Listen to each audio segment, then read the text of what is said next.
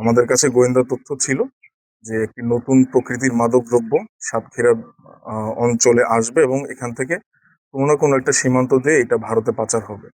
So এই তথ্যের উপর বেস করে আমাদের বিশেষ আভিযানিক দল অবস্থান গ্রহণ করে এবং আনুমানিক 12:30টার দিকে সন্দেহভাজন আসামিকে গ্রেফতার করতে সক্ষম হয়। Presenting Walton Crystal Series. Switch to premium. Switch to Crystal. আমরা যে দ্রব্যটা জব্দ করতে সক্ষম হয়েছি সেটা নতুন প্রকৃতির। এটার নাম হচ্ছে কুশ।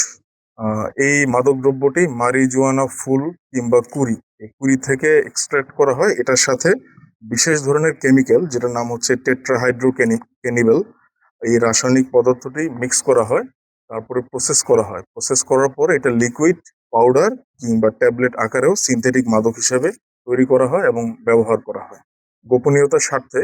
এবং যেহেতু এটা নতুন প্রকৃতির মাদক দ্রব্য, সো আসামির ব্যাপারে এবং তাদের রুট অরিজিন এবং এটা কোথায় যাচ্ছিল, এই বিষয়টি যেহেতু এখনো তদন্তাধীন, সেটা আমি বিস্তারিত বলছি না। তবে এই বিষয়ে আমরা কনফার্ম হওয়ার সাপেক্ষে পরবর্তীতে আমরা আবার আপনাদেরকে জানিয়ে দিব।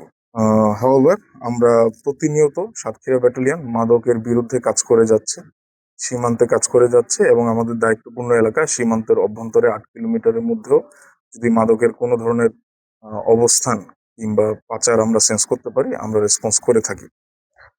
আমি আরো একটা কথা উল্লেখযোগ্যভাবে বলবো, মাদকের ব্যবহারটা তখনই ব্যাপক আকারে হয় যখন হচ্ছে এর ডিমান্ডটা দেশের অভ্যন্তরে থাকে।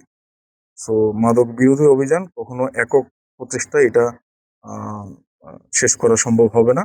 সো আমি বিনীতভাবে অনুরোধ করব পারিবারিক এবং সামাজিক পর্যায়েও এর ব্যবহার সম্পর্কে, এর কুফল সম্পর্কে যেন আমাদের সন্তান এবং যুব সমাজকে আমরা সচেতন করতে পারি।